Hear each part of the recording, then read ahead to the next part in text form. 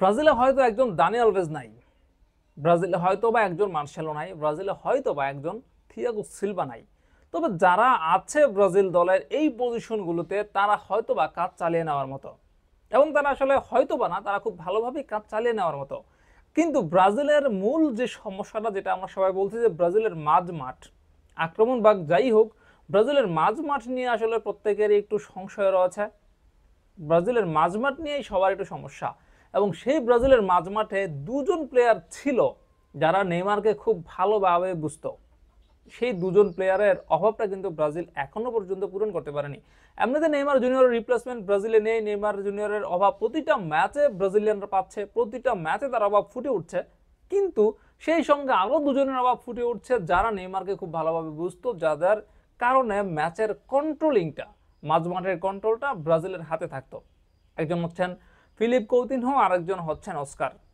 Philip Coutinho ছিলেন এমন একজন মিডফিল্ডার যিনি নেইমারের কাজটা মাঠে সহজ করে দিতেন। নেইমারের যে প্লে মেকিংটা, সেটা কিন্তু কৌতিনহো অনায়াসে করতে পারতেন, এবং কৌতিনহোর কারণে নেইমারের কাজটা সহজ হয়ে যেত। এই কৌতিনহোর কাজটা বা নেইমারকে সহজ করার কাজটা কিন্তু এই মুহূর্তে ব্রাজিল দলে করার মতো কোনো প্লেয়ার নাই, কোনো মিডফিল্ডার নাই। যদি আপনি অস্কারের কথা ধরেন, অস্কার হচ্ছিলেন এমন একজন ফুটবলার যিনি অনায়াসে, যার পাসগুলো নেইমারকে খুঁজে নিত, আবার নেইমারের পাসগুলো অনায়াসে যিনি বুঝতে পারতেন। এই যে নেইমারের পাসগুলো অস্কার বুঝতে পারতেন, অস্কারের পাসগুলো নেইমারকে খুঁজে নিত, এই জায়গাতেও কিন্তু একটা বড় ধরনের গ্যাপ রয়েছে ব্রাজিলে।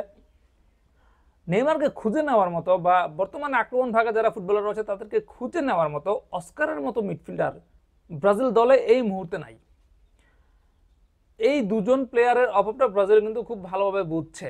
ব্রাজিলের মাঝ মাঠের নিয়ন্ত্রণটা যদি থাকতো, যদি ব্রাজিলের মাঝমাঠ ভালো হতো, তাহলে এই যে আক্রমণ ভাগের ফুটবলার যারা রয়েছে, ভিনিসিয়াস, রদ্রিগো, রাফিনহা, মার্তিনেল্লি, তারপর হচ্ছে সাবিনহো, এরা কিন্তু দারুণ ফুটবলার, এরা কিন্তু অবশ্যই দারুণ ফুটবলার। এবং যদি মাঝমাঠ থেকে পর্যাপ্ত বল তাদের কাছে সাপ্লাই হতো, তাহলে কিন্তু এই আক্রমণ ভাগের ফুটবলারদের নিয়ে ব্রাজিল অনেক ভালো কিছু করতে পারতো।